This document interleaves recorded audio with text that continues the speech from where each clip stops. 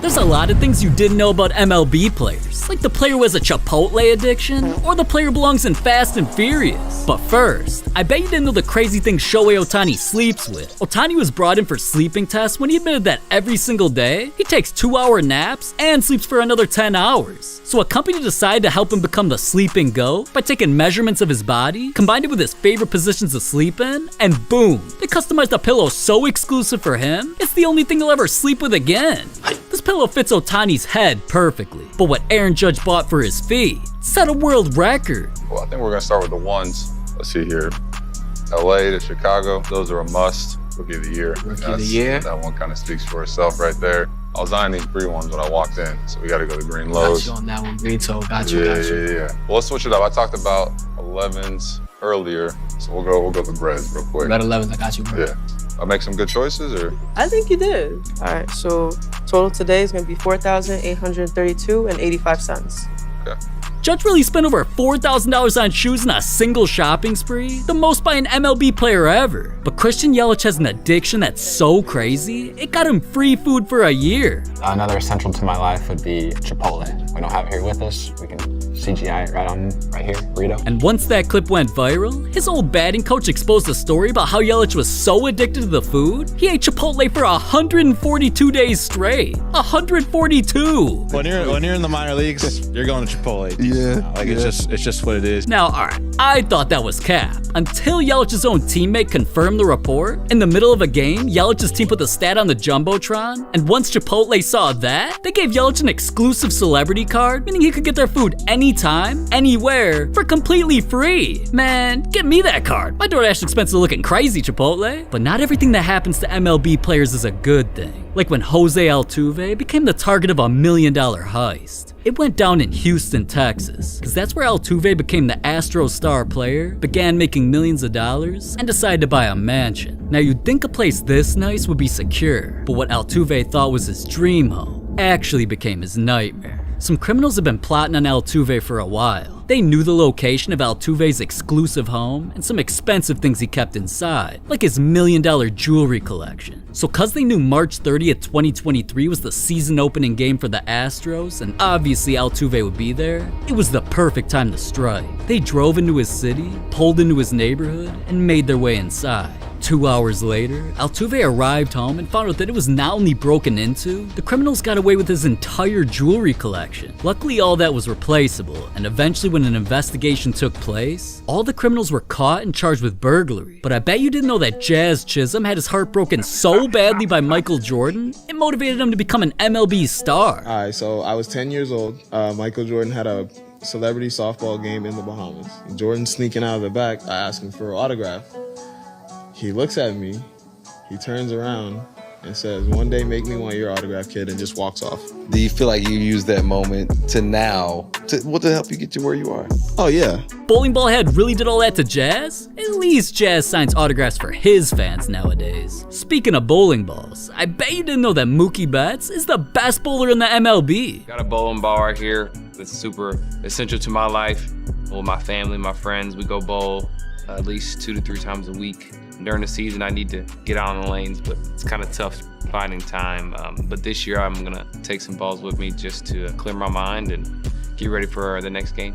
Storm puts either perfume or cologne, one of the two, in the bowling balls, and they smell really good. So next time you see a Storm bowling ball, make sure you go smell it. But alright, smelling balls and fingering holes, that ain't the only reason Mookie loves bowling. Anytime he steps into a bowling alley, he damn near bowls a Chief Keef. 300.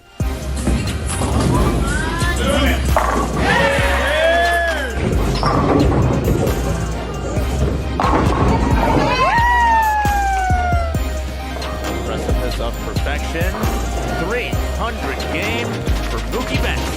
Man, Mookie's damn near better at his second favorite sport than his main. But what if I told you Max Scherzer suffers from a rare condition that only animals get? Just taking a look at Max's eyes.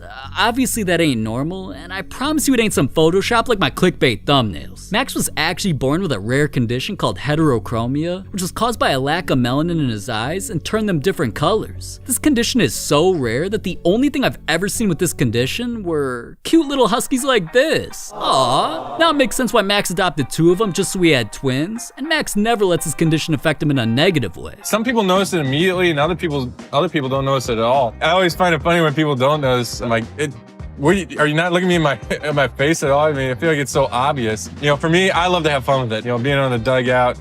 You know, I say we don't need replay cameras anymore because, you know, I always sit there and say the brown eyes slow-mo and the blue eyes HD. When you go to the DMV, what do you put down? The $1 million question. You know, do you need a 3-letter abbreviation for your eye color to be able to put on your license? And so, the lady was like, well, what do you want to put? I was like, well, you can't put blue, you can't put brown. So I asked if, you could put like BLBR. They're like, well, like we said, you can only use 3 letters. So I had to go back and look it up in a book. And sure enough, they had it. It was dichromatic eyes, so DIC. Wait a minute. Dude has dicks for eyes? That's crazy. I don't know how he drives. I know how Francisco Lindor does, though. But I bet you didn't know that he travels all the way to Japan just to get his ass beat? Well, not only that, also to drive exclusive cars. We got a ride and drive here in Yokohama. Nice. Nice. Uh-oh. Different. It's different driving this side. It's like being a switch hitter. You got to hit on right side and left side. So, I mean, I got a nice car. Now you got to take me somewhere where I can drift, like a Tokyo drift kind of stuff. Consider it done.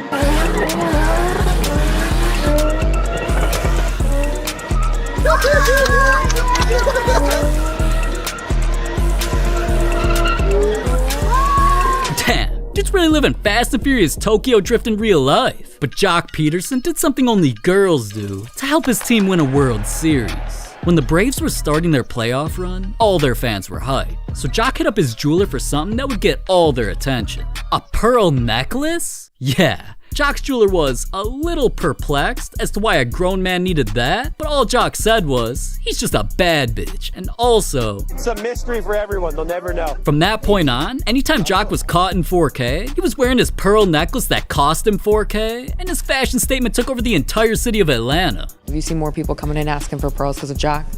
Yes, absolutely. The men, which is really kind of shocking. Pearls became a trend to the point where the Braves sold replica pairs in their team shop, which had entire stadiums wearing them. So the hype fueled Joc and the rest of the team to keep winning in the playoffs until they eventually won the World Series. And since everybody believed the pearls were a good luck charm, not only was he throwing pearls to fans during the parade, the Braves honored him by putting a pearl in the center of their World Series ring. But he ain't the only MLB player doing something girly. Fernando Tatis Jr. does something pink to honor the most important person in his life. Tatis's mom means the world to him. She was the first person Tatis called when he made the MLB, and he's always talking about how much she means to him. Dear Mom, there aren't enough words to describe what you have done for me in this life, for the love that you have shown me, for bringing me in the right path every single day. I just want you to enjoy your day so we, the one that love you, can show you that we love you even more. So, enjoy your day, Mom. Thank you for always being there. And every day you see me on the field wearing pink, that means you're always with me. So, love you, Mom. Feliz Día de la Madre. Dime ahora, mi amor. That was good. That was great.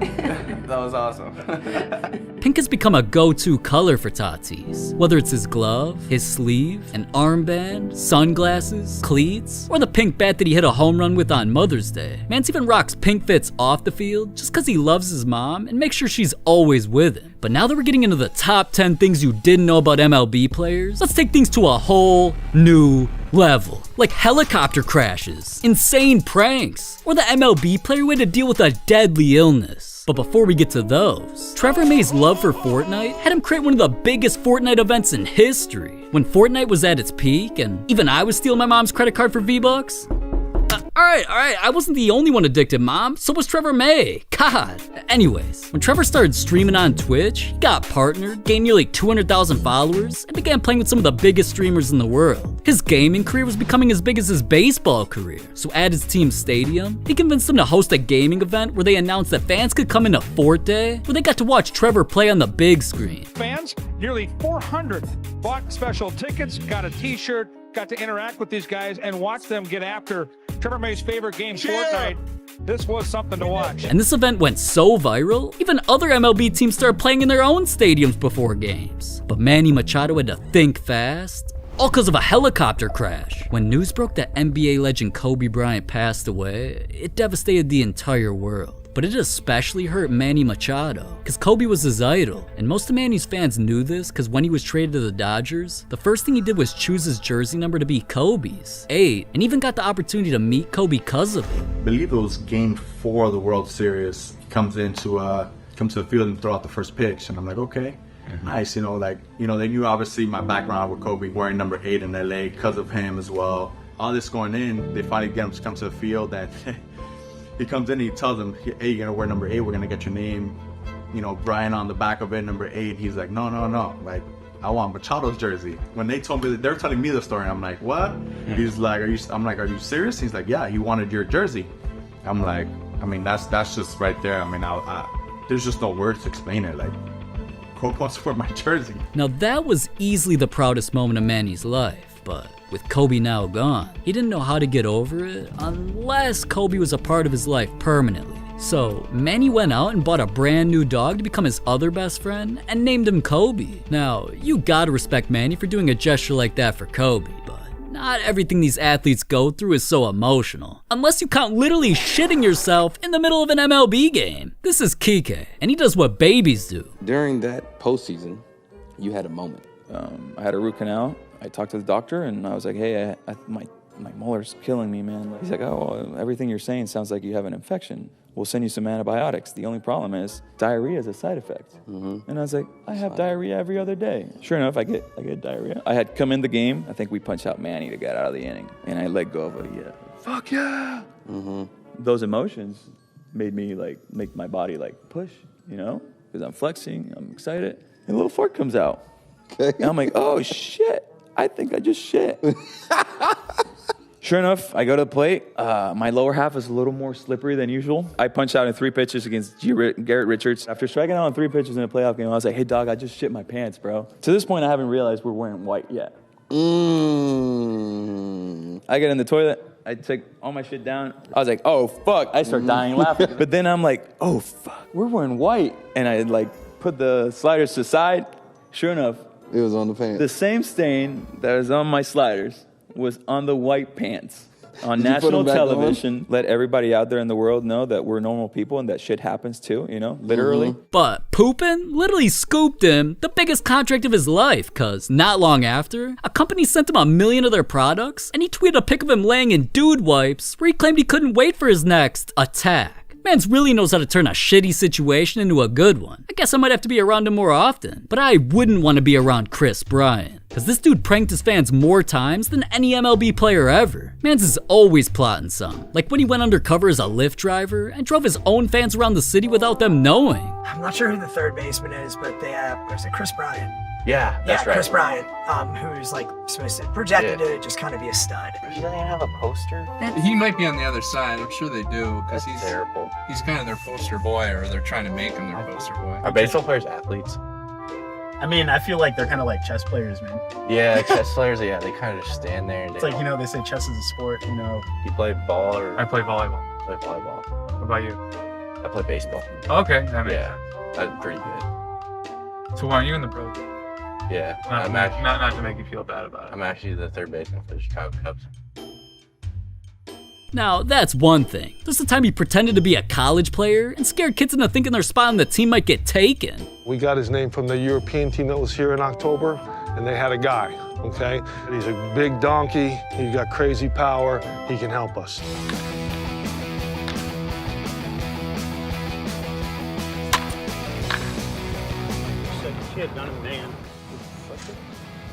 Sophomore. That's Kris Bryant. That's Kris Bryant. That's definitely Kris Bryant. I swear to God. That's definitely Kris Bryant. Now that's cool, but there's even the time he became a pizza delivery boy and trolled a fantasy baseball draft party. What kind of people fall for, we're gonna film a documentary on fantasy baseball? Those are definitely the people that are gonna fall for me being a pizza delivery guy. So I'm gonna take Kris Bryant. It's a good pick. Kris Bryant. That guy's good. Kris Bryant. And it's absolutely not a reach. And let me tell you why it's not a reach. Stand and breathe. That's fantastic. That guy right there? Yeah, thank you. He's humble enough to make adjustments to his game every year and he can be better than he ever has. That's right. He's a good guy. Like, who picked me? You're Kris Bryant? Yeah.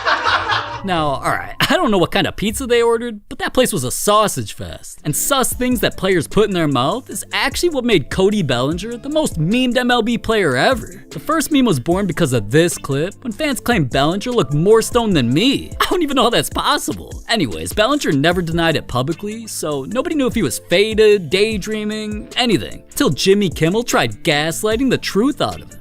And Cody, do people tell you you're high all the time? You look like you're high? Because this is a picture that made the rounds. And then, yes, put the other picture up there, please. Yeah, it reminds me a little bit of Cody Bellinger we've got there. You get that? Have you been getting that your whole life? I am not high during the games, okay?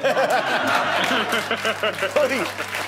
You look at me in the League World Series at 12 years old, I look faded. I was not smoking when I was 12 either. Now, alright, he might have denied being high during games, but fans still thought he was a stoner. And on April 20th, he hit a homer that became a worldwide phenomenon. Because on 420, the betting odds of him hitting a home run were plus 420, and the one he hit went 420 feet. Swiss fans continued making him a meme, saying this was baseball players' faces when other athletes got caught smoking. They claimed he was so high, he couldn't even count. Munchies were all he could think about during games, and they even dug up every single pic on the internet of Bellinger looking faded. At the end of the day, you could argue he was just at the wrong places at the right times, aka a coincidence. But the weirdest coincidence I've ever heard definitely belongs to Trevor Bauer. If I were dude, I'd buy a lottery ticket or something, cause odds of what happened to him have gotta be 1 in a trillion. Dude was customizing his dream car, a McLaren, and once he eventually bought it, I mean, the thing was crazy, and if this was my car, I would've been whipping that shit everywhere, except to the McLaren dealership. Cause when Trevor brought his car in for routine maintenance, apparently, a semi-truck far away literally lost a tire. The tire flew all the way down the street, somehow bounced to where his McLaren was and smashed it so badly, the car was totaled. That sounds crazy, I know, but he tweeted about it and eventually talked about it. Whatever happened to your car that was destroyed by a tire? That is a massive disaster right now. It spent 2 or 3 months in the shop. I don't know how it runs yet. I don't know,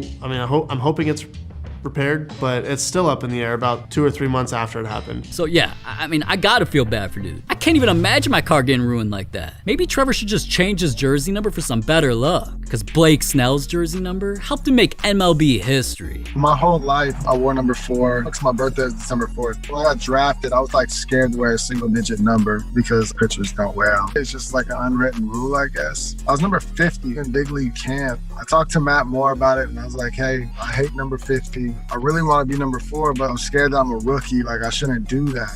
And he was like, bro, just be yourself. Who cares what people think? Like, that's your number. Having your number just brings more confidence to you. I feel more comfortable in it. When I wear number 4, I'm like, I got to represent this number well. And good thing Blake listened to his teammate. After switching his number, Blake played so well that he instantly became an all-star, which led him to becoming the first pitcher in MLB history to wear a single-digit number during the game. Was I the first one to be a single-digit pitcher in all-star games? That's awesome. I didn't even know that. Numbers in baseball changed Blake's life forever. But even though Giancarlo Stanton became an MLB star, baseball's actually the sport he's worst at. Stanton's crazy story was exposed when a popular comedian got asked who the most famous person in his high school was, and even though he admitted it was Stanton, there was way more to it. Giancarlo Stanton, and I thought he was going to the NFL. Is that right? Oh, yeah. He was 6'5", 6'6", as a senior in high school, like catching passes with one hand, pushing the dude off him. And then he would play strong safety. He was unbelievable. And I remember thinking freshman year, I was like, if this guy doesn't go pro as a receiver, he could be the #1 punter in the NFL. Punter? Because this dude could punt like nothing I've ever seen before. Giancarlo Stanton can punt? Send sky balls from the 20 to the end zone. It was incredible. And then basketball season came around and I go, oh, maybe he's a basketball guy. And everyone's like, no, he's a baseball player. And this white boy was right. While most of us would assume baseball was Stanton's best sport, in basketball, Stanton apparently walked into the first day of tryouts completely unknown, then grabbed every single offensive and defensive rebound in the first 2 minutes of the scrimmage. So he wasn't only let onto the team, their coach admitted that even though the team had 3 college hoopers and 2 D1 football players, Stanton outshined all of them. Coach even claimed that Stanton had a game where dude had 33 points, 22 rebounds, and and watching him hoop is like watching Charles Barkley, an NBA legend. Hopefully he just wasn't as fat as Charles though. Anyways, as legendary as Stanton's story sounds, it gets even crazier when you realize he was an even better football player. When he played for the school football team, he was the best wide receiver and cornerback in the entire conference. And if a 90-yard touchdown wasn't enough proof, listen to what Stanton said when he was asked if he could have gone to the NFL. I believe I could have. I played against a lot of NFL guys now, and at the time, Shane Vereen, Richard Sherman, at the time when I played them, is this guy, you shadow him. Wherever he goes, you go. That's your guy, and that's usually how it was for most of the guys that I played there in the NFL now. So. But that was exactly why his high school coaches said things like, honestly, baseball seemed like his third best sport. He really didn't focus on it until he was drafted. And what's crazy is, dude really got drafted to the MLB right out of high school, man. He's an alien, but he ain't Drake. Funny enough, Drake's one of the only things motivating Mike Trout to be one of the best players in the league. On a normal day, stadiums know what to play when Trout walks up to the plate.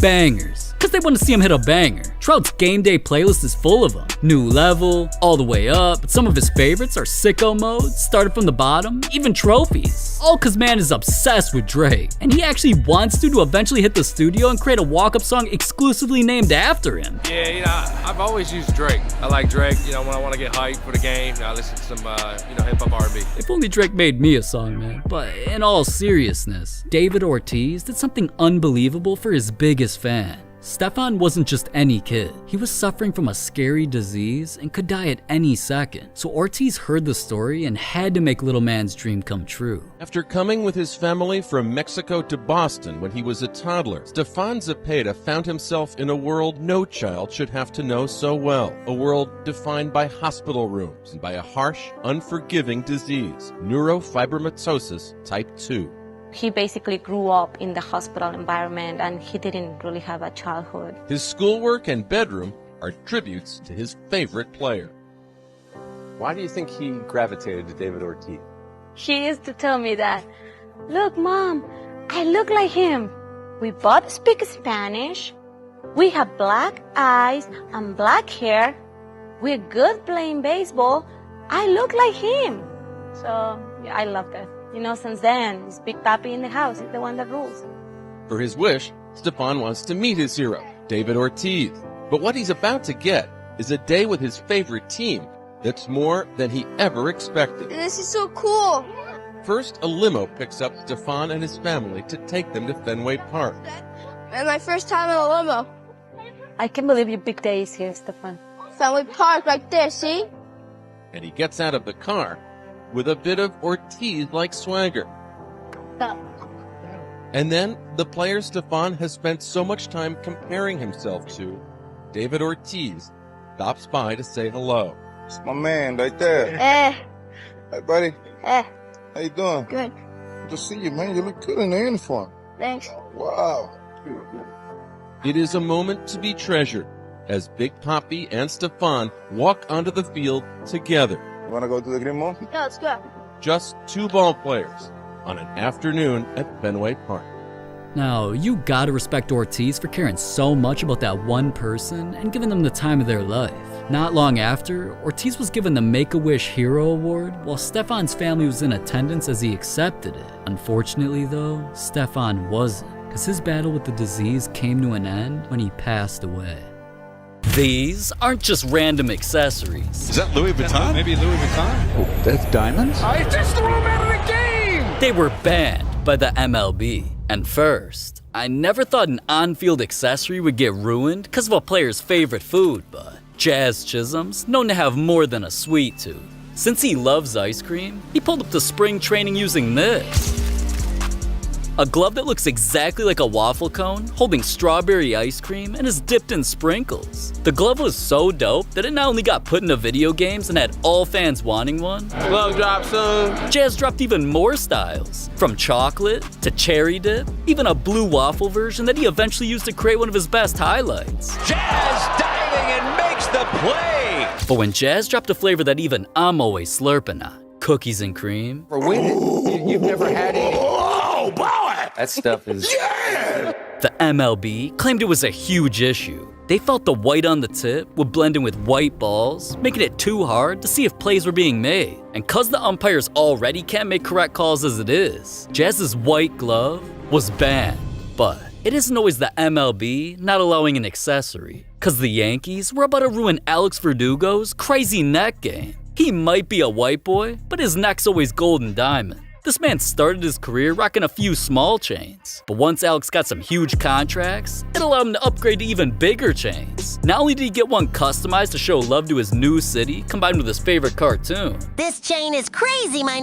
He's not always wearing one or even 2 chains. Alex admitted he started rocking more than 5 chains at once. I rock anywhere from 1 to 6, 7 chains. If it goes together, it goes together. Now that many chains is crazy. But once he got traded to the Yankees, they're known to be pretty strict about everything. So when Alex showed up to team picture day and was rocking 1, 3, 2, more chains than I can count, the Yankees manager felt like Alex's chains were a distraction and put more attention on him rather than on the team. So he made up a new rule saying Alex would only be allowed to wear 1 chain per game. Boo! So fans literally clowned the manager because all of Alex's other chains were banned. But who would have thought an accessory controversy would come from a player playing with another man's wood? You gay. Well, Martin Maldonado was about to play in one of the biggest moments of his career, the 2022 World Series. So an MLB legend, Albert Pujols, wanted to help him out by sending through a special delivery. In here were a couple special edition Marucci branded AP5 bats. You know,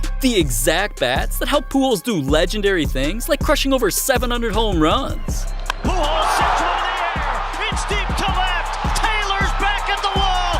It's 700. Alright, and since those bats turned Pujols into Jesus Christ, Maldonado was down to play with his wood. That's why in Game 1 of the World Series, Mans whipped it out to get a hit, and it even scored a run. Runner takes off and a ground ball base hit. Maldonado comes through, and it's 2-0 Houston. But once the game was done, rumors spread that Maldonado cheated by using a bat that was illegal. See, Pujols' bats stopped being allowed in the league because they were made of maple wood and broke easily. So even though the MLB claimed using the bat didn't give anybody a competitive advantage, Maldonado was still forced to switch back to his original bats, and once he did... Chases for the first out.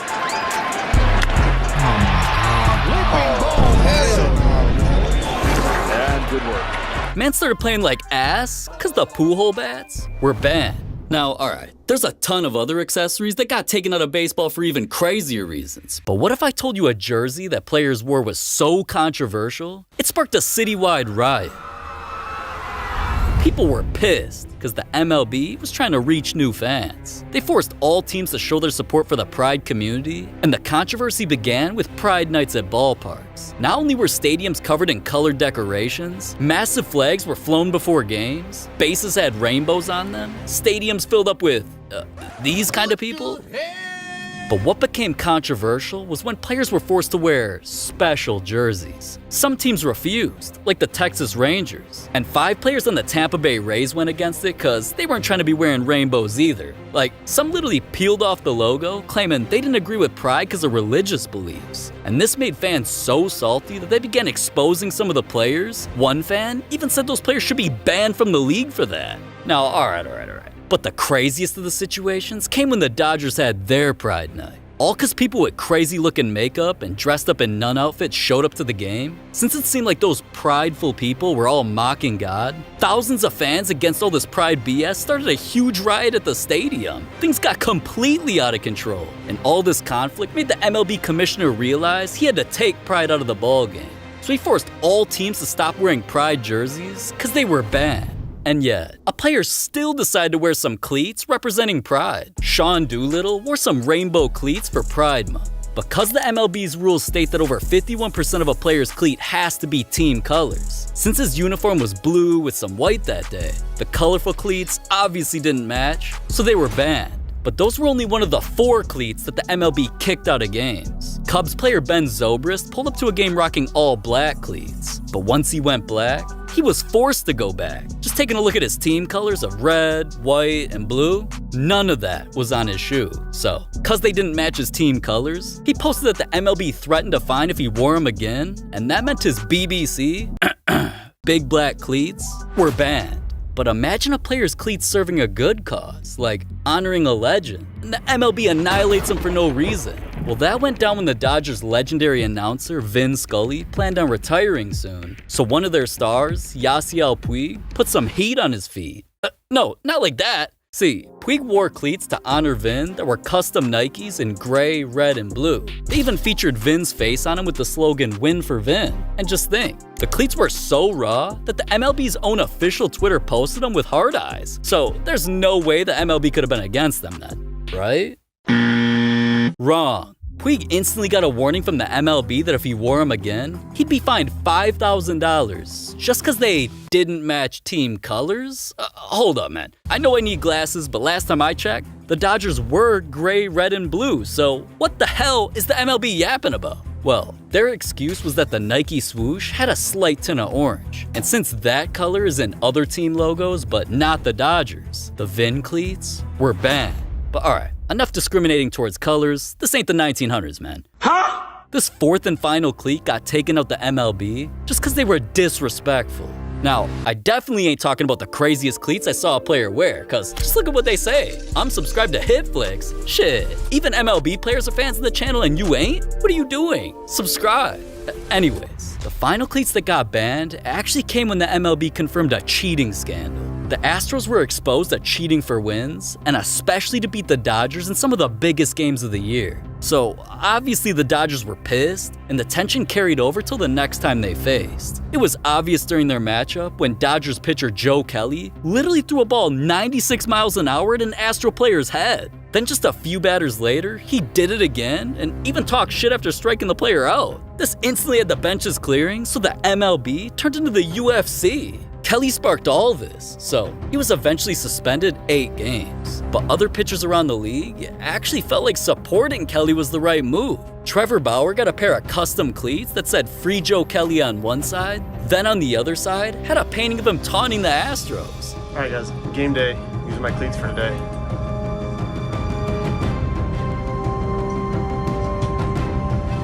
But once the MLB saw the cleats, they threatened that if he actually wore them, he'd be disciplined, fined, and removed from the game. All Trevor could say was, "I learned my lesson. Fun is bad, cheating's good. I won't make the same mistake twice. I promise you that." After his custom cleats were banned.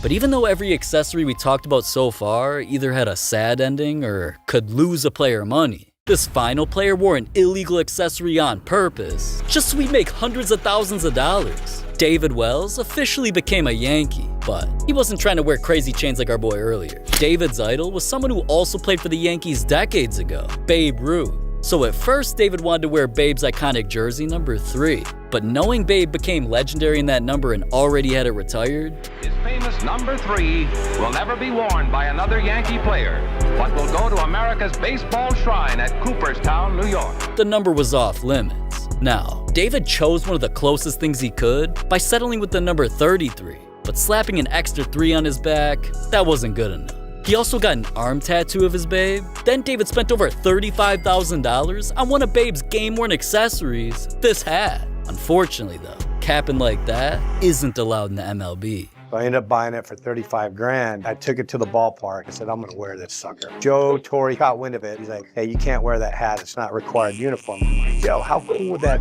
be to wear the hat? Babe Ruth wore it, now I'm wearing it in a game, and kind of brings back history a little bit, because it is history. I'm like, I'm gonna wear this hat. He goes, no, you're not. I go, oh, yeah, I am. I was warming up. I walked by him, and he was looking right at my hat. I looked down, I went, see, I don't have it on. But I went up to my locker, put it on. I'm looking up the tunnel. I see Jorge and Derek, and they're looking at me, and I'm like, go, just run out there, because when you run out there They start the music, and I'm like, go! So they took off running, and then I came right on the mound, and Joe's pissed. He goes, take the hat off. He goes, I told you not to wear it. And I said, well, I wore it. It's pretty cool. And he goes, well, you're not wearing it anymore. After the game, he called me in. He's like, yeah, you're fined $2,500. I'm like, that's it? And I said, all right, whatever it is. At least I got to wear the hat, and you know, history is history. So after David was fined $2,500 for violating the MLB's policy about each player wearing the same uniform, he was petty and paid it off in $2,500 $1 bills. Then to avoid getting fined anymore for wearing an accessory that was banned, dude sold the hat for a bag. So I bought it for 35 grand, and I took a lot of grief for paying that much for a hat. I saw in the paper a Babe Ruth jersey, and it was going up for auction. I said, if somebody's not gonna get the jersey, they're gonna buy the hat. So I ended up putting a hat on the auction and ended up getting like $550,000, $600,000 for it. That's a good investment on my part. That's the saga of that hat. It was pretty cool. Over $500,000 just for head from another dude? That's stupidly expensive. But Shohei Ohtani almost died, but he ain't the only one. Cause MLB players almost died from kidnappings, plane crashes, even a nuclear explosion. But first, Pete Alonso was speeding down the street in his diesel truck when all of a sudden, Yesterday was a really close experience to death. My car flipped over probably about 3 times. A guy ran a red light, T-boned me, and next thing I know, I'm kicking my windshield in trying to get out of a flipped over car. So anything can happen at any given moment. Anything can get derailed at any single time. Man, that's a crash that not many people would make it out of, so that's why Pete admitted that he's been suffering from PTSD ever since. But at least he only dealt with an accident. David Ortiz literally got hunted by a hitman. It went down in his hometown of the Dominican Republic, where one of the area's most notorious criminals, a kingpin named Cesar Peralta, was jealous that Ortiz was more famous than him, so he put a bounty on Ortiz's head and hired a group of thugs to go finish him. Ortiz was at a nightclub. They knew this, so they pulled up in a car and also had a getaway bike that they rode around scouting the area on. And after they stalked Ortiz enough, eventually one of the men walked up to him, then shot him. Former Boston Red Sox star David Ortiz ambushed and shot in the back in his hometown of Santo Domingo overnight. Ortiz reportedly telling a doctor, quote, "Please don't let me die." When I first heard it, my heart dropped. I just remember feeling helpless. It was probably the scariest few minutes, man, of my life. When I saw him, he was struggling to survive. Couldn't talk. He had tubes in his mouth, and he was in bad shape. Now the only way that Ortiz would survive was having doctors perform a life-changing surgery. They had to remove parts of his intestine, bladder, and liver. Cause he was suffering, justice needed to be served. And police did everything they could to track down 9 suspects until the weapon was found and arrests were made. Thankfully, Ortiz recovered soon after, so a ceremony was held at the Red Sox Stadium where he was able to share an emotional moment with fans and threw out the first pitch. I really appreciate it. Thank you very much.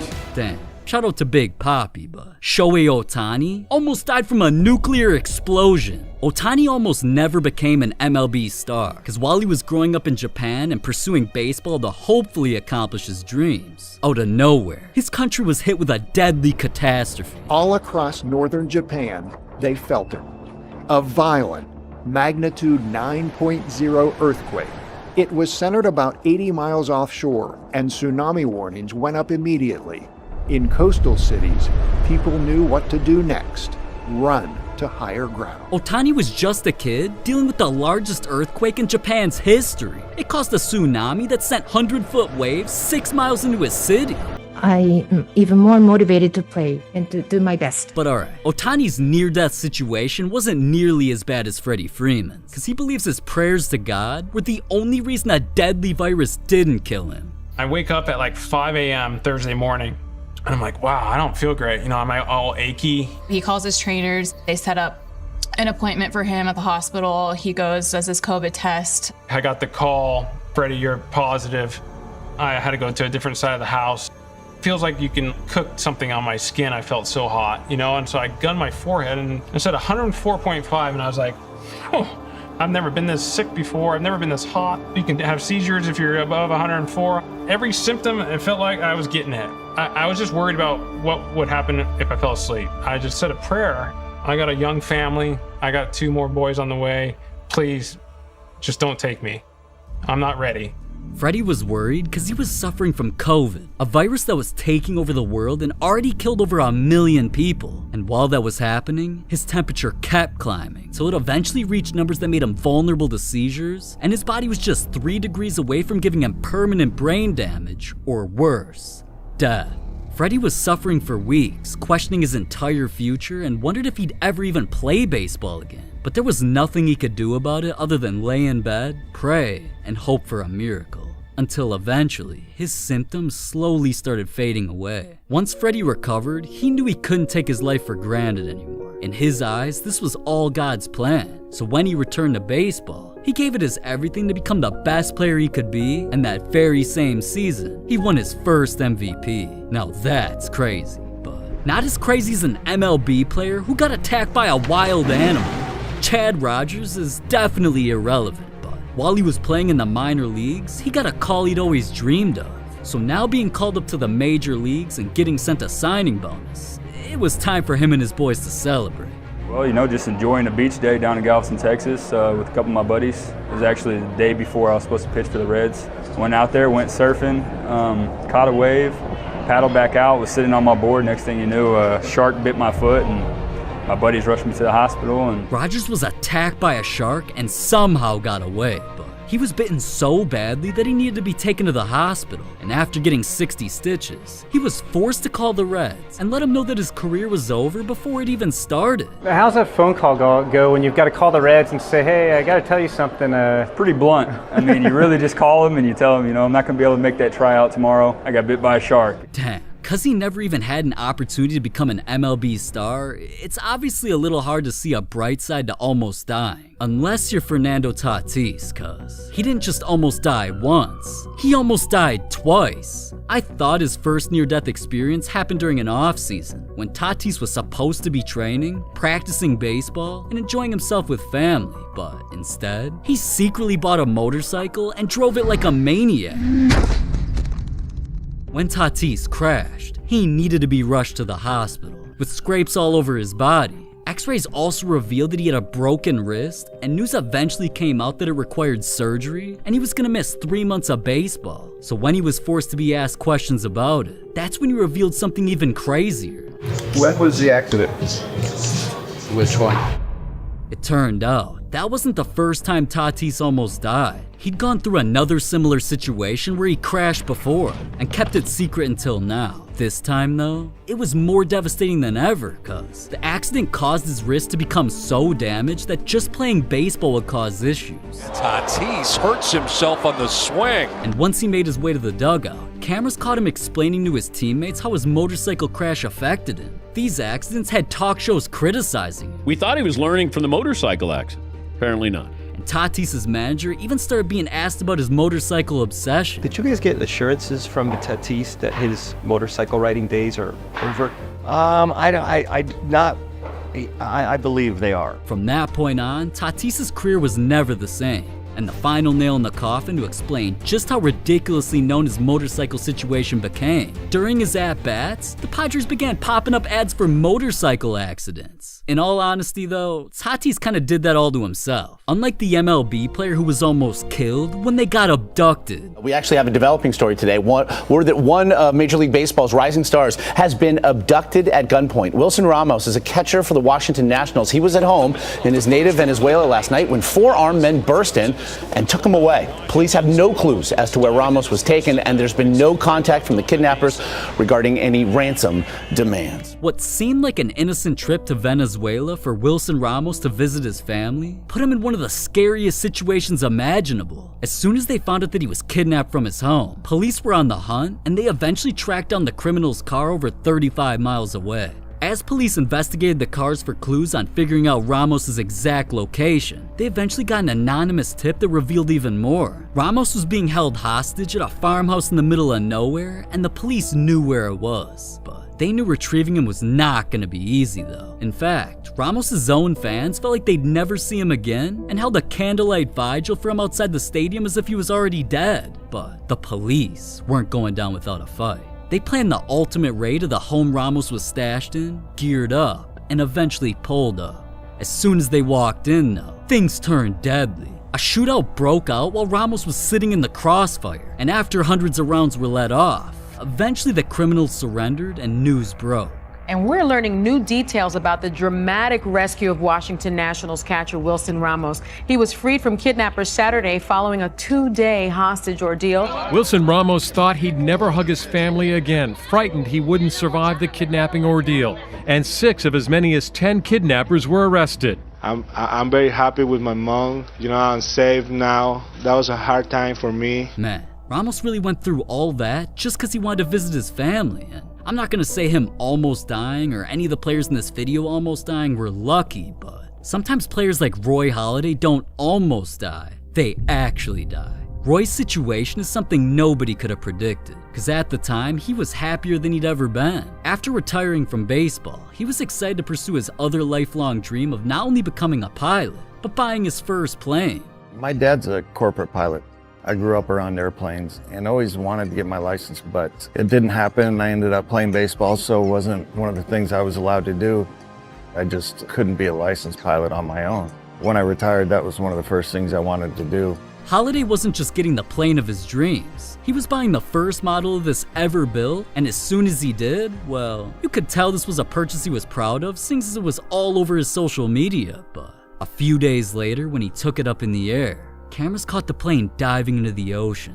What the Boaters rushed to the scene where his plane was found in pieces, and eventually everybody found out the devastating news. Former all-star pitcher Roy Halladay has died in a plane crash in the Gulf of Mexico. His small plane going down around noontime today. The Pasco County Sheriff's Office just confirmed that it was Halladay, the only person on board. His body has been recovered from the plane. Halladay getting his pilot's license after retiring in 2013, and just last week he showed off his brand new plane, tweeting, quote, "I keep telling my dad that flying the Icon A5 low over the water is like flying a fighter jet." His response, "I am flying a fighter jet." After this tragedy took place, the MLB made things right by giving Halladay what he deserved. They not only inducted him into the Hall of Fame, Halladay was also honored in front of his entire stadium.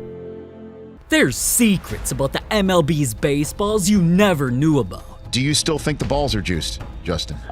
Yes. And there's so many other things you didn't know about the MLB, like the league's banned accessories, or the curse that's haunted MLB players for over 100 years. But first, at number 10, I bet you didn't know that MLB mascots make more money than lawyers. Whether it's Philly Fanatic, Mr. Met, or whatever the hell this is, these aren't just sweaty grown men stealing people's girls or putting balls in their mouth for no reason. They're entertaining fans and whipping things out because they make over $250,000 a year. But at number 9, MLB stadiums serve the rarest food in the world. You can't get food like this anywhere but at MLB games. Like at the Cleveland Guardians Stadium, they let fans deep throat glizzies with Fruit Loops, mac and cheese, and bacon on them. 1/5 pound hot dog topped with fresh Fruit Loops, pimento mac and cheese, and bacon. This, surprisingly, is a phenomenal concoction. At the Texas Rangers Stadium, they serve flaming hot Cheeto pretzels. So I'm sure you've heard of Cheetle, which is Cheetos dust. So that's what we do. We take butter and then we smear the dust from the flaming hot Cheetos all over a Bavarian pretzel. Man, every Latino I know would love these. But they also love things longer than a baseball bat, like what Miami Marlins fans get to eat. Yes, thank you. Giant Cuban sandwiches that literally need 3 people to hold. But when it comes to burgers, that's where the MLB gets its wildest. At the Philly Stadium, they serve burgers wrapped in a glazed donut. In Atlanta, Braves fans get to enjoy burgers with pizzas as the bun and their famous breakfast cleanup burger. Now that's definitely something I put in my mouth. But at number 8, there's things MLB players can't put in any of their body because of the league's banned accessories. Whether it was the time a player wore completely blacked out cleats, or when a player wore rainbow cleats for Pride Month, MLB's got a strict cleat policy where they claim if cleats don't match team colors, they're banned. Players also know that certain gloves aren't allowed, like when Jazz Chisholm just wanted to cream on some balls with his custom ice cream themed gloves. Slider. Jazz diving and makes the play. Full tilt right there, and just a snow cone on that ice cream glove. Until the MLB claimed his white on the tip would make it too hard to see the ball, so his glove was banned. But But there's also a banned accessory that has nothing to do with players wearing it. A lot of players use a sticky substance called pine tar so they can get better grip on their wood. And according to MLB rules, you can have up to 18 inches on your bat. But when George Brett went over the limit, it turned the game into chaos. And now the Royals have the one-run lead. George Brett has just homered, and Billy Martin and the Yankees want the bat. He's got too much pine tar, and you've got to have a certain amount of distance from the trademark of the bat and the pine tar. George Brett looking around and wanting to know what's going on, and the umpires are going to get together and talk about this thing. You are not allowed to have a substance of any kind above the trademark. See where the pine tar, see the label, the trademark is? Yep. See the brown substance there? That's pine tar. Now you are not allowed to have that pine tar up that far on the bat. They might be going to call George Brett out. Well, the Yankees win it. He's out. Yes, sir. Brett is out. Look at this. Brett is out. He is out and having to be forcibly restrained from hitting plate umpire Tim McClellan. All cause George lied about how many inches he had? Not only were his ops snitching to the ump, the home run got called back, and things turned from the MLB to the UFC, all cause of a banned accessory. But at number 7, if only the MLB banned the weird rituals that players do. The Marlins used to introduce their rookies to the big leagues by making them dress like girls and wear booty shorts. And here they were, dressed up. The video, I think, speaks for itself. Clevelander outfits, just like the ladies. But some players weren't always forced to dress like girls. Sometimes they actually wanted to. The Yankees like to put something weird in between their cheeks, man. And it started with the legendary Jason Giambi. Rumor had it that whenever he went into a hitting slump, he'd actually wear a sparkly golden thong under his uniform for good luck. It wasn't even just him though. Derek Jeter revealed the rumor was true, and that even he tried the secret ritual. I had a new teammate that I played with in 2002, and he always had a gold thong hanging from his locker. And he told me, anytime you struggle, you wear the gold thong, you're guaranteed to get a hit. Now, I thought the guy was crazy. So in 2004, I went through the worst offensive stretch of my career. And every day I'd walk in, he'd point at the thong. So finally, I wore the thong. Now, it wasn't thong to skin. I had shorts on underneath, so I put the thong over the shorts. First pitch, home run. Oh my God! Yes. No way! That is the true. golden thong! Yes. Now that's insane. At least their thongs weren't as dirty as what Clayton Kershaw's ritual was, though. He just wanted to show off his head game by wearing the same gross-ass hat all season long. Literally, dude would step on the mound and it would be dirty already, so if he wasn't even washing what the people could see, I don't want to know what he keeps in the closet, but why would he wear the same hat every single game? My daughter, who's 6 years old, watched a lot of the games with me. She wanted to know why your hat was so dirty. That's the same hat. I wear one hat a year. I don't know why. People think they won't give me another one. They will. I just choose one hat a year. I'm going to stick with that answer. Yeah. Yeah, I told her you couldn't afford a new hat.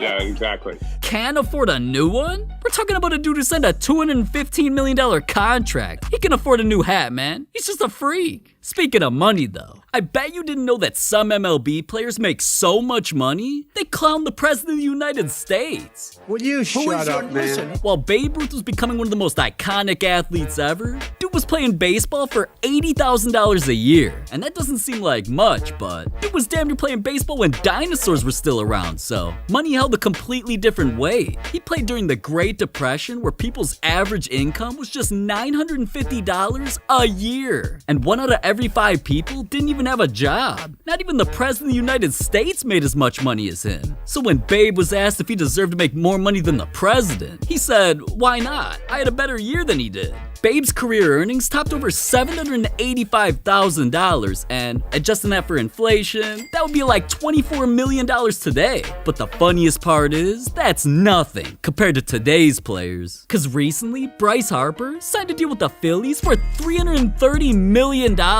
Aaron Judge signed with the Yankees for $360 million. Mike Trout may have gotten the biggest contract in MLB history that was worth $426 million, but even he knows his teammate Ohtani's gonna get an even bigger deal. How much do you think he'll get in free agency? I think he's anywhere between 5 and 6. Do you know how many M's that is? That's a lot of M's. That's a lot of M's. Oh my gosh. There's literally reports that Ohtani's gonna earn himself a deal that could be worth $600 million. And if he does, that'll be the biggest contract in baseball, bigger than any NFL player's ever gotten, and is the second biggest contract in the history of sports. God damn, MLB players get paid fat. And now I see why at number 5, MLB teams can afford stadiums where they created some of the craziest features of any sports arenas in the world. Sometimes the Padres Stadium gets turned into a golf course for fans, but playing with balls and holes, that ain't gonna make anybody wet like at other stadiums. In Miami and at the Diamondback Stadium, you can watch games while splashing in the pools. Speaking of the water though, at Tampa Bay's park, they have real stingrays that you can pet, and an MLB player even tried killing one when he blasted a home run at him. There's one. High and deep. Still gone. Gone. Wow, what a shot. It winds up in the Rays tank. Home runs actually do something special in other stadiums though. Like if a Mets player hits one in New York, a big apple rises out the ground. If Astros hit a homer in Houston, a huge train drives around the stadium. And every game in Milwaukee, not only does a grown man fly down a slide after every homer, the Brewers keep a car in the outfield, and if it gets hit, a fan gets it. Like this. Moustakas sends it to right center and deep. Get up! Get up! Get out of here! Gone for Moustakas. He just hit one out of here with a runner aboard. Moustakas. You ever won somebody a car before? No, that was the first time for me. It's pretty cool though. Definitely something that I'm gonna remember for a long time. That's pretty cool. Damn, I want a free whip, but I wouldn't want to be an MLB star after what I heard about number 4. There are curses that have been ruining MLB players' careers. The first happened when some players were doing legendary things and got blessed with being on the cover of Sports Illustrated magazine. Like Zach Greinke got put on the cover when he was the best pitcher in baseball. But as soon as the cover was released, he instantly turned ass. It seemed like a coincidence until shortly after. Daniel Murphy made history by homering in 6 straight postseason games. That ball is gone! Daniel Murphy has homered in 6 straight postseason games. Nobody's ever done it before. So he got put on the next cover of Sports Illustrated. But right after, he played in the biggest series of his career and damn near forgot how to even play baseball. Chopper on the infield, can't turn toe. Murphy boots it. In to score is the tying run, Zobrist. And this game is 3-3 in the 8th. He made an error that cost his team a championship, so for him to go legendary to trash after making the cover is something that made the curse real. But the biggest curse in all of MLB history happened because of a goat?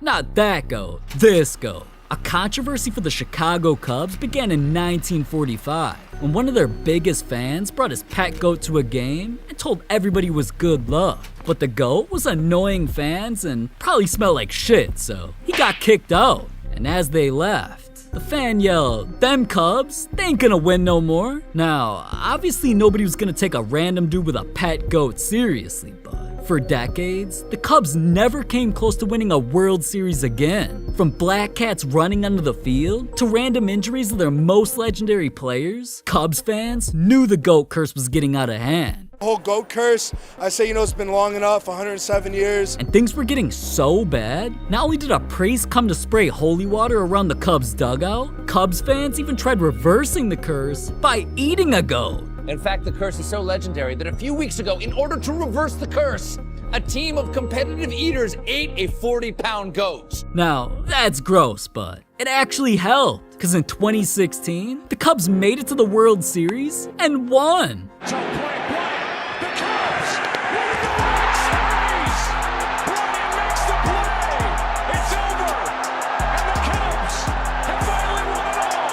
Exactly 46 years after that goat freak fan died, the Cubs officially broke the curse. Now that definitely deserved a crazy celebration, but at number 3, there's celebrations that the MLB banned. lately, players been getting pretty unique with their celebrations, like chugging beers after home runs and even squirting on each other in the dugout. The MLB just felt like things went too far though, when players started cream pieing each other. The Orioles made it a tradition to shove pies in their teammates' faces whenever they'd win, and I mean, they'd even cream the mascot, till eventually one of their star players, Adam Jones, announced some terrible news. People apparently claim the celebration ruined interviews and created a safety hazard, so the celebration was banned. But that's only one of the celebrations the MLB had a problem with though. The second was when the Braves were hitting more home runs than any other team, so they began whipping something big out. It all started when a fan randomly tossed a player a big hat during the World Series parade. Once that happened, the Braves made it a tradition for anybody who hit a home run to wear the hat in the dugout afterwards. This was the only time that capping wasn't a bad thing, but the MLB's official hat sponsor New Era noticed that the hat wasn't made by their brand, and cause they had an exclusive deal with the league for players to only wear their brand's hats, the celebration was banned. But in number 2, I'm just glad the MLB never banned players from having crazy neck game. I'm sure we've all seen players wearing chains in games like these. But haven't you ever wondered why they wear them? To me, I think it messes up their game, like when players' chains snapped and scattered diamonds all over the field. Oh, his chain broke, and those are the that's some residue. Well, some guys wear chains for sentimental reasons, like the obvious ones are chains with crosses on them, because players want to rep their culture, religion, and faith. Now, there's also Oswaldo Cabrera, who wears a chain with his family's body parts on him. Now, Meredith, you have some news about what Oswaldo Cabrera is wearing around his neck. Well, guys, file this one under you. You probably won't see this every day. Walked by me in the clubhouse today, and I said, "What's on your necklace? Is that a tooth?" And he said, "Yeah, it's a tooth. My mom told me to wear it. It's his grandma Anna's tooth." And he said, "Whatever my mom tells me to do, I'm gonna do." Now that's gross, but sometimes what players do in a game is what inspires their chain. Juan Soto's signature move, the Soto Shuffle, became so iconic, he got it covered in diamonds and wears it. But Mookie Betts' chains are a little different, because once his dad gave him some of his neck game, it helped him win a World Series. A couple essential things, 2 mixed into one, are my necklaces. My daddy gave me this one that I always keep on. It's with me everywhere. I think he gave it to me in high school. I've worn it ever since. In high school, they would actually make me take it off during the games, but I would wear it until they told me to take it off. Since I've gotten into pro ball, we can wear necklaces. This bat necklaces became essential. I got it one day randomly in spring training and just threw it on before the game, and everybody said they liked it, and now it's kind of a staple. It's been with me for 2 World Series and hopefully many more. Damn, who would have thought chains could mean so much? But in number 1, who would have thought the time an MLB player dying mid-game would change the MLB's baseballs forever? See, this is what baseballs used to look like. Because of how dark it was, in 1920, after a player was hit in the temple because he couldn't see the ball and died, the MLB decided to switch things up and introduce new white balls. Now, you'd think a brand new ball at the box would be what MLB players prefer, but they like getting their balls a little dirty. And it starts by rubbing them in mud. Well, it's a combination of the mud. I guess this mud's been used for years. As myself, I put a little bit on my hand, a little bit of water, just kind of evenly distribute it throughout my hand, and I just cover the ball with it. All of us in the clubhouse here, we all do this, and everybody has their own little way of doing it, but I can feel it, and I can feel the ball drying because the moisture goes away the more you rub it, and that's kind of what you want. And then when you're done, it kind of skin a little color. What's the purpose of it? Why does a baseball need to be rubbed in mud? Because we've always done it. I don't know. Well, I guess it gives the player a little more grip. If you don't do this, the ball is kind of slick, and then pitcher loses a little bit of control. Mm-hmm. So this gives them a little bit of texture, a little bit of something to hold on to, I guess. Yeah, every team has people that sit there and rub their balls. But that ain't just any regular mud from the backyard. It's special mud from a hidden place that the MLB won't allow anyone to find. Well, anybody but this weird-ass dude with a ponytail. For 3 generations, Jim's family have been the only people carefully harvesting the only substance legally applied to Major League Baseballs. And what's even crazier than that, dude, is the fact that each of the MLB's baseballs are only used for 7 pitches a game. So they go through around 1 million baseballs per season. And when you think about how much that costs at around $10 a ball, that means the MLB spends around $10 million a year just to get their dirty little balls played with. Only thing I can think of that's dumber than that? MLB players have been using sketchy things. Rigged baseballs, illegal iPhones, custom bats that give superpowers. There's 7 ways that MLB players were caught cheating. And the first of the cheaters is Aaron Judge, because he was caught doing something illegal with his eyes. He stepped up to the plate, sneaked a peek at the dugout, then on the very next pitch did this. Deep drive, center field. There it goes. See ya. And that home run became one of the biggest controversies of the season when announcers claimed he was cheating. Watch what he's looking at. Yeah. What is that? Where's he looking? Where's he looking? And he did it more than once. See, they felt like Judge was sign stealing by having someone watch what pitches the other team was calling, then telling the Yankees dugout so they could throw signals to him about what was coming next. I mean, even the other team's manager was suspicious. Seemed odd that his point of focus would leave the pitcher right before the pitch came. But nobody cared about what that dude said, and nothing ever came of it, so Judge used the situation to troll everybody. The next time he got a hit, he taunted with a celebration where he covered his eyes so he couldn't see, just to let everybody know he didn't need to cheat to smack him. He's hilarious for that. But he's just lucky he got away with this cheating scandal punishment-free, because other players in this video weren't so lucky. Cheating's gotten players fined millions of dollars, banned from being in MLB video games, and even gotten them clowned on live TV. Barry Bonds, any final thoughts? Is your legacy tarnished? No, it's not, Dan. They know Barry Bonds comes to play, and after he plays, he has sex on a pile of money. But before we get to those, let's talk about Max Scherzer, because how he was caught cheating had him risking his kids' lives. When he came into a game that started with umpires doing the usual, checking pitchers' gloves and hands for anything suspicious. For some reason, Max had something sticky on him, so they forced him to go wash up and change gloves, then let him come back into the game, but Max tried sneaking it in again. Came back out there after the third, with alcohol, I washed it with alcohol and rosin, and when I went back out there, the alcohol for a little bit there can be sticky in rosin, that can happen. So he was like, that's too sticky, you need to go back on there, wash it off again, and reapply the rosin. And so I did that, and then at the same time, he thought my glove had too much rosin on it, and I was like, okay, if that's a problem. Right there, the umps knew it wasn't a coincidence. Max was trying to cheat. I mean, they'd seen the same thing on Michael Pineda, Brian Mattis, even Will Smith. The umps claimed that Max was using one of the same things they did, either pine tar or spider tack, that gave him more grip on balls. So it's pretty obvious that's not allowed in games, but despite being caught sticky-handed, Max claimed he was innocent anyways. This is sweat and rosin, sweat and rosin. I keep saying it over and over, and they touch my hand, they say it's sticky. And I, yes, it is, because it's sweat and rosin. And they say it's too sticky. It's not, and they threw me out because of that. And I said, I swear on my kid's life, I'm not using anything else. Now, even though he swore on his kids' lives that he wasn't cheating, the MLB didn't believe him. They just announced that for 10 games, Max was suspended. Damn. No wonder why dude eventually got traded too. But at least I could believe a player brought a sticky glove onto a field though. Rodolfo Castro was caught cheating with something I can't even believe made its way into a baseball game. His scandal began on this play. Fastball swung on, poked over short, dumped into center field, base hit. Castro sees it, gonna head to third, and he'll get in there. Now Buck's on the pond, 2 out for Greg Allen. Whose phone? Oh, wow. Whose phone is that? Please tell me. There's no way he had a cell phone in his pocket.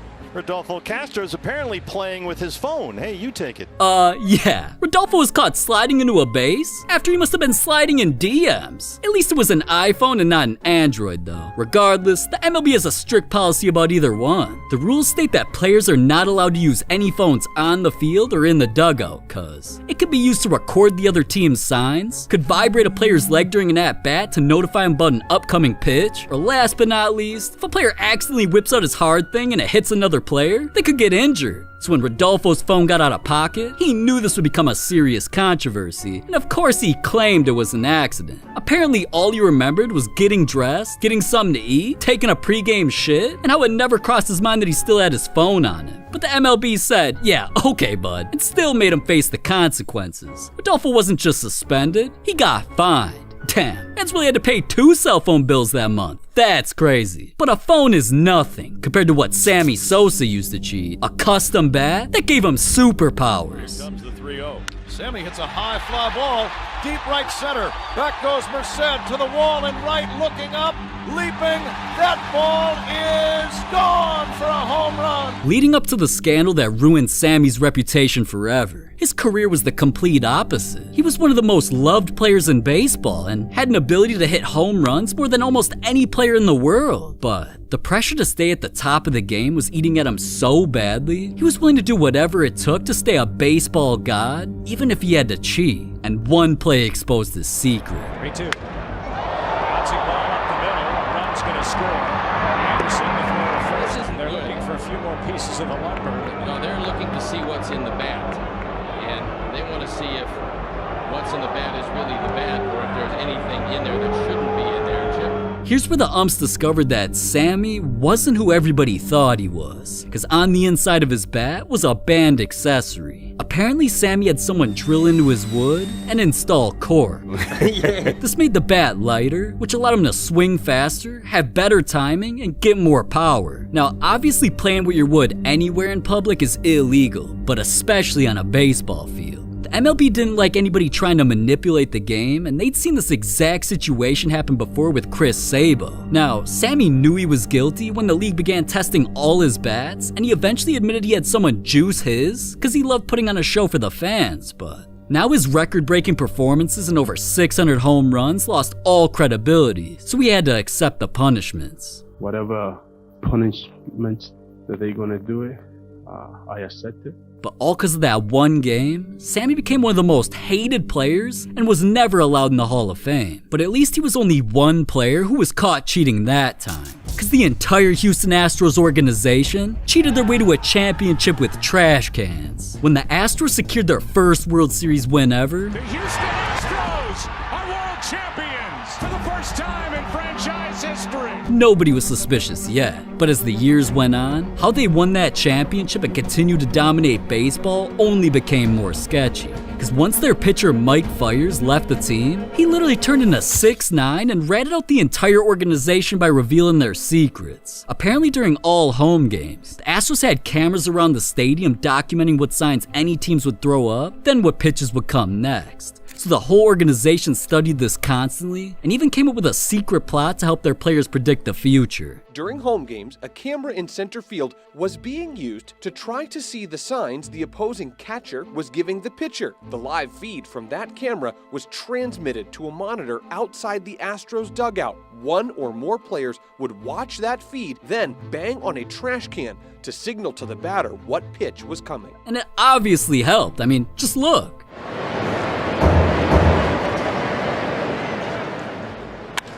This ball's crushed to left field. Springer has just hit his 31st home run. The numbers even prove that this strategy made the Astros a better team. That year they led the MLB in runs scored, finished with the best team batting average, and their star player Jose Altuve won MVP. But if all of that wasn't bad enough, when the Astros had an opportunity to head to the World Series again, they ended the game with a buzz.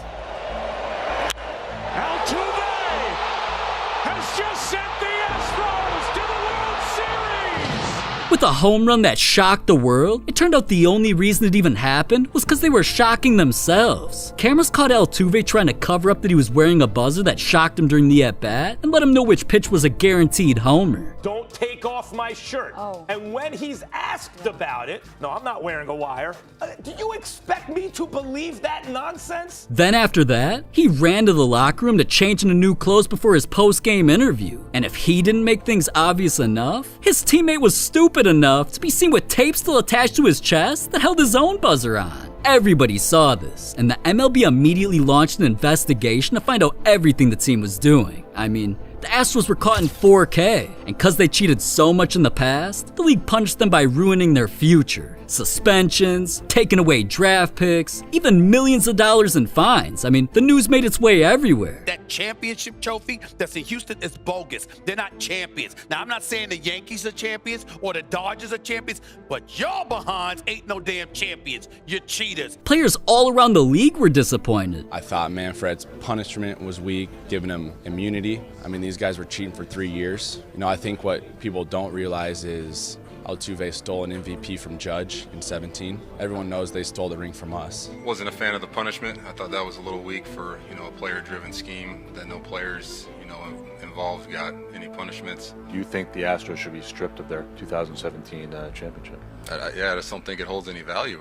You cheated and you didn't earn it. That's how I feel, is it wasn't earned. And baseball fans even began trolling the Astros by throwing trash cans into their field. So I just hope that if you get drafted to the MLB, you don't become an Astro, because now everybody thinks they're lames. But how Barry Bonds cheated wasn't just illegal in 8 countries. It got him banned from being in MLB video games. Dude must have really wanted to become 100 overall, because what he was doing made him one of the greatest players ever. Now at first Bonds was disappointed, because when he had his lowest home run total in years by hitting only 34, out of nowhere, he took things to a whole new level.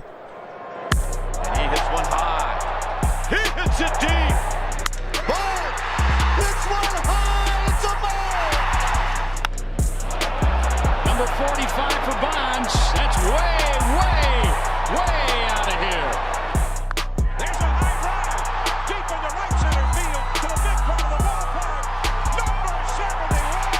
And what a shot. When I saw that, I actually thought dude became baseball's Jesus Christ. Home runs like those had Bonds set a record that nobody will ever come close to. Remember those 34 home runs that dude hit in a year? Well, he over doubled that total by hitting 73 in a year. 73! And during that time, he went from looking like this to looking like a goddamn superhero. But he didn't put on all that weight and grow a fat ass head because he was deep-throating Spider-Man burgers. Nah, Bonds was keeping a little secret. He'd been working with a legendary personal trainer, Greg Anderson, until he was suddenly put under an investigation for suspicions of supplying all his clients with illegal drugs. The IRS raided Greg's house and seized all documents about people he'd been working with, and one of the names on the list was Barry Bonds. It was found that he'd been prescribed something named cream, and I don't know why Bonds would take cream from another dude, but that's besides the point. Bonds claimed the cream was just something nutritional that helped his hands with arthritis. But the MLB felt he was just trying to cover his ass, so when the situation made its way into court, and Bonds lied under oath about ever taking the cream, even though the evidence was there that he did and it was actually a performance-enhancing drug, he went from being considered one of the best MLB stars to the entire world wanting him behind bars. The baseball star's trial over steroid use ended yesterday, and he's been found guilty of at least one crime that could send him to jail instead of the Hall of Fame. Baseball's home run king walked out of court a convicted felon.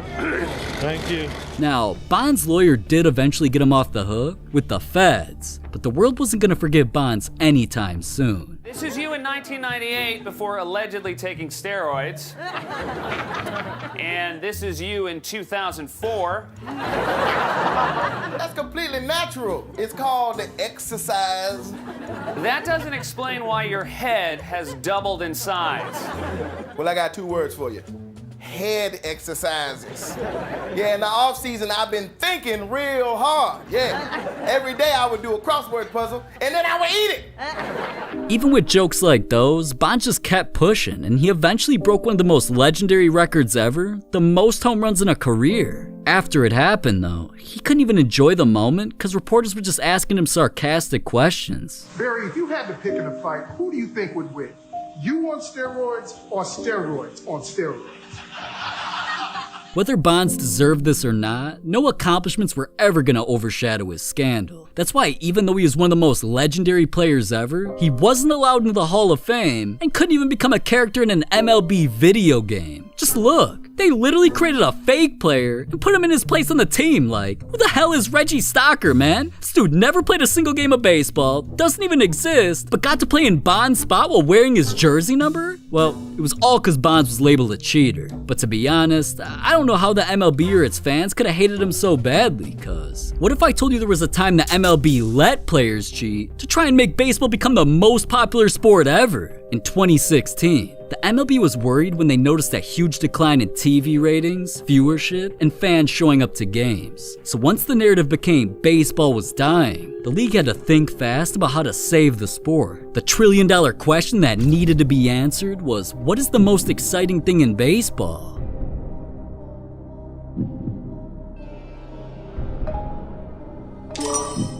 And well, when they realized home runs were the solutions to their problems, they guaranteed the fans would see a whole lot more of them. And that is hammered out to deep left field. Chris Davis going back. This one is gone. That one is ripped the other way into right center field, and it is gone. Swing and a drive. Hit deep right center field. That ball is gone. Because during that 2017 season, the MLB hit more home runs than when players were on roids. At the time, it set the record for the most home runs hit in the history of baseball with over 6,000. But the batters didn't magically get better and the pitchers didn't magically get worse. It turned out that the league was doing something secretive behind the scenes, and it became obvious when they made a $395 million business move. The MLB bought the popular baseball company Rawlings, the exact company that supplied their balls to the league. Now the main equipment being used during games was directly being controlled by the league itself, and ironically right after, when the MLB started playing with its own balls, players hit more home runs than ever again. This time they annihilated their old record by hitting over 6,700 in the season. And there's no way these record-setting years were a coincidence, because when the MLB let its minor leagues use the new balls, even they saw a 58% increase in home runs. So eventually, an MLB star got tired of this and exposed everything. Do you still think the balls are juiced, Justin? Yes. Hey, it is what it is. My problem is that it changes the game. It changes the core of what I think makes baseball great. You know, you don't see stolen bases anymore. You don't see guys getting the runner over anymore. You don't see guys going to a two-strike approach, like I said Bo Bichette did, you know, trying to put the ball in play. It's just launch angle and hit the ball over the fence. And I don't mind them. I don't mind that because, honestly, the game is dictating that. You know, if there's so many home runs, and walks and homers are how you're going to score. I mean, if you're not going to string together 3, 4, 5, 6 hits in an inning anymore, then, I mean, you have to try to hit the long ball. So I get it. I just, I think the proof is in the numbers. Yeah, you know things were real when a player risked his entire career exposing things like that. But I mean, fans was probably just mad he still couldn't hit a home run. Because having players like Aaron Judge hitting hella home runs is what got me into baseball again. So personally, I don't give a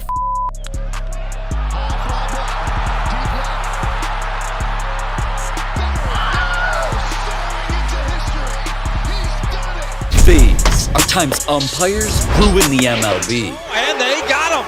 No! He called him safe! That is This ball's a grounder. Oh, shouldn't be umpiring, and he is. They need to fix the rule. This is what the umpires see. I'm tired of it. Fix it. And first, a close game was coming down to the end. One more strike, and it was game over. He went. Oh, come on, Lance. Lance Barksdale said no. We'll check a replay of that. I'll be shocked if he held up. I mean, from up here, it looked like no question he went. Yep. He went. Well, got past the hands. Now, obviously his swing should have been the final strike, but the umpire's call gave him an extra chance, and on the very next pitch... Fly ball, right field, hit deep, did you? Gone! From a strikeout to a 3-run homer. You gotta be kidding me. Dude really hit a game-winning homer, all because of an umpire making a horrible call. But there's plenty of other ways umpires ruin the MLB. Like when one umpire made such a bad call, it nearly got him assassinated. Alright. But before we get to that, there was a time an umpire ruined a game by forcing a player to hit him from the back. On the ground towards short, Dansby Swanson goes to second, and what happened there? I don't think I've ever seen that. Cronenworth ends up colliding with the second base umpire. Yeah. Out of any spot on the entire field, the umpire really stood right in front of the only place the runner could go. That caused an out to end the inning, and all the player could say was, "How do you not know I'm coming?" But back shots ruining the MLB isn't as bad as an umpire making a player strike out without a single strike even being thrown. I know that sounds impossible, but Juan Soto was batting with 2 balls and no strikes. So the chances of him striking out were extremely low. But that's when an umpire's horrible calls were about to completely ruin everything. And extend the outing as that is called a strike. Soto knows probably was off. Shaking his head a little bit like 50-50.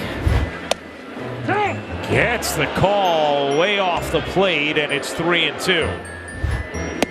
And now gets punched out on one below the zone. So Juan Soto didn't see a strike that at bat, and yet struck out looking.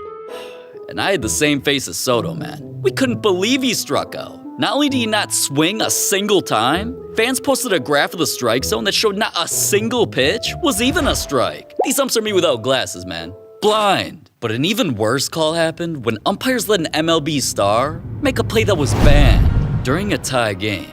Big Daddy, Aaron Judge, was on base, and he was about to do something during his teammates at bat that's against MLB rules. Chop to second. There's one. And the throw hits Judge, I believe. So Verdugo will reach. Now they're saying that Judge put his hand up. Let's see if he did. Yeah, there you see Judge. He puts his hand up and he deflects the ball. And watch this. It's an easy double play, and as soon as he puts his hand up, it deflects off that. The umpires are going to get together and maybe come up with a resolution, but I don't think this is reviewable. And let's see what the umpires decide. Does that hand go up like that when he slides? I think they're going to stick with the fielder's choice, that he didn't interfere with that throw. And that seems to be the decision. Crowd doesn't like it. Pat Murphy doesn't like it. Clearly, Judge put his hand up just to block the throw. And anytime this happened by other players in the past, it was considered interference, so they were always called out. That means at least something should have been done about Judge's play. But after the umpires discussed it, their ultimate conclusion was to not do anything about it. Now their opponents were pissed, because the play may have just changed the entire game, and it did. Immediately after, the Yankees got hit after hit after hit. They ran up the score so crazy, they easily won the game. Now, I ain't gonna say the Yankees weren't gonna win regardless. After all, they're gods. The umpires forced it to happen in a way it shouldn't have, though. That's why even the MLB admitted them umps f***ed up the game. But what did Judge have to say about all of that? Absolutely nothing. Because honestly, he probably didn't even know about it. He was probably too busy watching HitFlix. And if Judge is a fan, why aren't you? Subscribe. Anyways, back to umpires ruining games, like when they took a team's points away. Of course, umpires doing something that ridiculous came with a game on the line. In the final inning of a close matchup, the Athletics were down by only a run when something stupid was about to happen. Hit well, left center field, off the top of the wall, and Rosales is going to have a double. Now, alright, it was pretty obvious what happened, but just in case you missed it, let me add this up for you, slugger. Ball plus over the wall equals home run. This ain't rocket science, but for some reason, the umpires added it up to a double? A call that stupid literally turned me from HitFlix to Russell Westbrook's. What? Bro, what are you talking about, man? Umpires calling a home run a double was ridiculous. So not only did the manager force the umpires to review it, even though they literally watched this happen again. You know, the ball obviously go over the wall and hit the fence above the home run line. It did go up. You're right, Delaire. Yeah, it did. Wow, that's a home run, that's folks. Right. If they don't rule it a home run, they have made a huge mistake because that replay, that's pretty conclusive right there. The umpires still didn't admit their mistake. No. Oh, my goodness gracious. No, oh, no. You got to be kidding me. You got to be kidding me. What did they not see in that? And that's a home run. Sad. They did review it and they can't see it. Wow, that is absolutely horrible. So this MLB legend explained everything perfectly.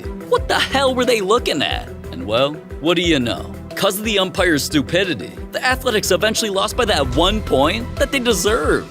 Yeah, you suck. Yeah, you just suck. But those umpires didn't suck as bad as the ones in another game, who made such a bad call, it got the moment turned into bobbleheads. These big heads, umpires, were about to get disrespected. Because during the biggest moment of some players' careers, the World Series, the Braves were down 1-0, which meant here in Game 2, there was no room for errors, literally. But nobody expected an umpire to be the one who'd ruin things. Smith is going, and a hit to left by Gant. And Lonnie's trying. They're going to get him perhaps. He's safe. And now Gant gets back to first, and he's out. I don't know, Jack. It looked like Herbeck pulled him off the bag. I think the Braves have a legitimate complaint right here. Ken Herbeck makes the tag, and watch the momentum of Herbeck pull Gant off the bag. He pulls him off the bag. I think that's a bad call right there. Oh, they called him out. Everyone was stunned. I mean, the whole stadium just saw a player damn near get tackled off the base. That's why the player involved was so pissed, he had to be held back from turning the World Series into WrestleMania. Watch out, watch out, watch out, watch out! Now, as much as I would have paid to see that, there was still a game to finish. But instead of having multiple men on base with a chance to score, the umpire's terrible call ended the inning, eventually lost the Braves that game. And cause the momentum was now completely on the other team's side, the Braves lost the entire series. This championship was ruined, all cause of the umps, and everybody knew it. That's why 20 years later, on the anniversary of the call, the infamous play got turned into bobbleheads. Now, two dudes doing that is not something I'd want to have in my house, man. But at least ruining a championship didn't ruin any of those umpires' lives. Cause another umpire's call was so bad, it nearly got him assassinated. A pitcher was just about to accomplish one of the rarest things in baseball, a perfect game. And being just 1 out away, all he had to do was not let this batter get on base. Ground ball, right side, Cabrera will cut it off, Galarraga covers, he's out, no, he's safe! He is safe! He is safe at first base! Somehow. The umpire standing right next to the plate called the runner safe, even though he was clearly out. The stadium was stunned. The entire team was pissed. And even though the umpire eventually realized he made a huge mistake. Oh, you got the call correct? No, I did not get the call correct. I kicked, but I missed it. I missed it. This isn't a call. This is a history call. And I kicked out of it. And there's nobody that feels worse than I do. I take pride in this job, and I kicked out of that, and I took a perfect game away from that kid over there that worked his ass off all night. It's probably the most important call in my career, and I missed it. His entire family's been getting death threats to this day. Now that could lead to another one of the most emotional moments in MLB history. From cleats that were literally on fire and cleats with cat's fur on them. He's a cat man. To crazy cleats worth almost $100,000, in-and-out cleats, expensive cleats covered in diamonds, and so much more. These are all the craziest cleats in MLB history. And first, some of the biggest MLB stars got cleats to prove they're the biggest hype beast in the entire league. Fernando Tatis took Dior Jordan ones, a shoe that sells for over $10,000, then not only got those turned into cleats, he also got these crazy looking off-white Jordans. The same deconstructed shoe Virgil Abloh designed that literally changed shoe culture. But I'm not just talking about him, because Bryce Harper got Louis Vuitton X Supreme cleats and played in them during an actual game. At this point, the MLB dugout is starting to look like a StockX warehouse. But this next pair of cleats is not only covered in gold, they glow in the dark. A Brewers coach was spotted in a game wearing gold cleats that literally lit up like a kid's shoe from Skechers. His cleats were way more dope though, which is why the broadcast cared more about them than the game itself. Yeah, a little shiny, aren't they? I'm telling you, he wins the shoe game tonight. As crazy as those were, one player's cleats were inspired by his obsession with a furry animal. Tony Gonsolin is so obsessed with cats that he literally invented his own day of the week called Catterday. Every single Saturday, this man wears a cat shirt. He went to a cat convention where he got to pet and play with a bunch of strays. Hi. Wow, so soft. And one day he decided his love for cats needed to be on his feet too. So he got custom cleats made with cat fur on them to honor his two cats, Tigger and Blue. These weren't just for fun though. My boy actually pitched in the playoffs with these furry cleats on. I swear this man loves his cats more than most people love their kids. And speaking of kids, another player's cleats turned him into a toy. Gunnar Henderson really got custom Lego cleats with him painted as a character on the side. They even came with a tiny Lego figure of himself hanging off as a charm. Now, as crazy as a grown man playing professional baseball with a Lego dangling off his foot is, another player's cleats made him look like an unk. For Father's Day, Nationals pitchers showed up to the field in custom Air Monarch cleats. You know, the cinderblock ass shoes that are constantly turned into memes. I can't help it that I'm custom made, that I look good, smell good. That's why one of them actually posted saying he wanted to win the game in these, then go cut the grass after. But looking like a dad brings me to these next cleats that had their own facial hair. See, Yankees pitcher Nestor Cortez is known for his crazy mustache. So, of course, someone made him custom cleats with a mustache stitched right onto the front.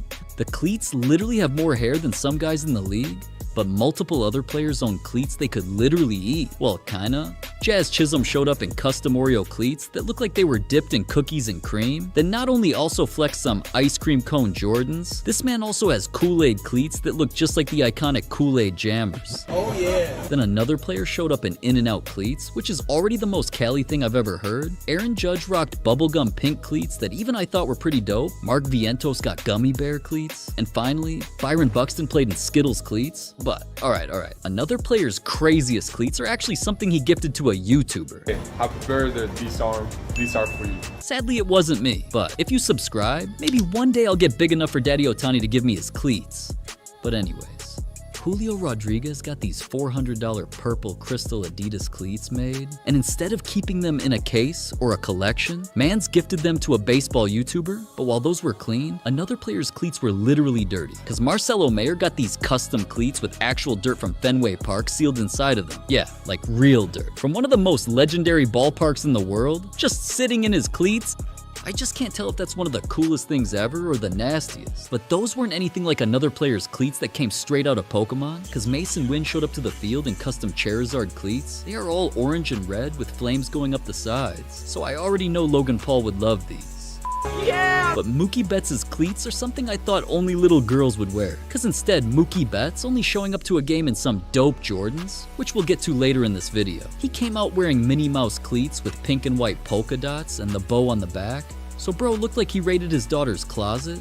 But apparently, the cleats were actually dedicated to his daughter with her birthday and full name on them, and he used them while going off in a game. Now, another player's cleats didn't just match his favorite superhero, someone traveled over 2,000 miles to deliver them. Gleyber Torres got custom Iron Man cleats designed and delivered from an artist who flew across the country just to give them to him. Red and gold with the arc reactor on the tongue, these were clean, but another pair of cleats were so rare, only one person in the entire world can own them. Derek Jeter signed a custom pair of cleats honoring his 1999 World Series run, and these weren't some mass-produced shoes you could buy at Foot Locker. There's literally only one pair on the planet, which is why at the MLB auction, they sold for $5,600. But another player's cleats involved something worth over $1 million.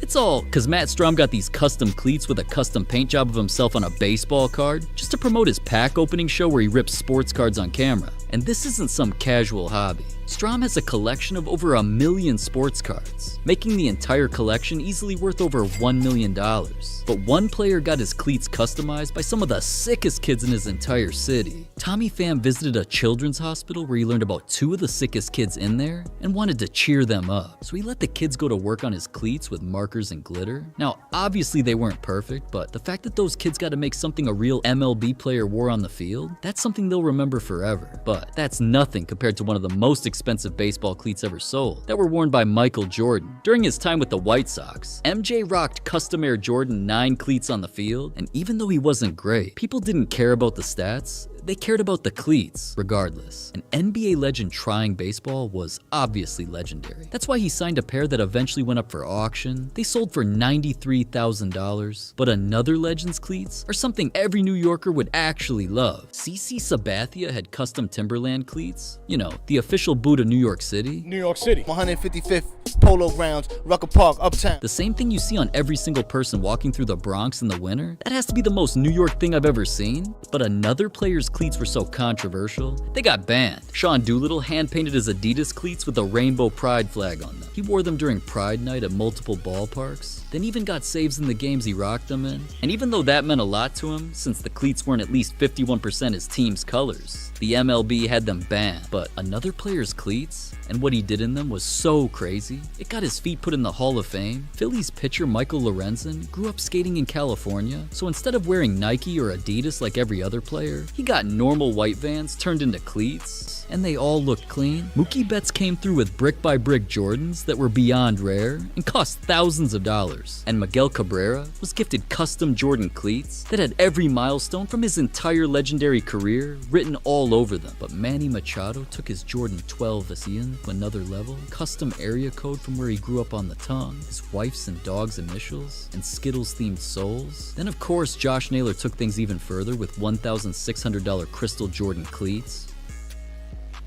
But the player who really started this whole Jordan wave was Clint Frazier. This man was the king of custom cleats.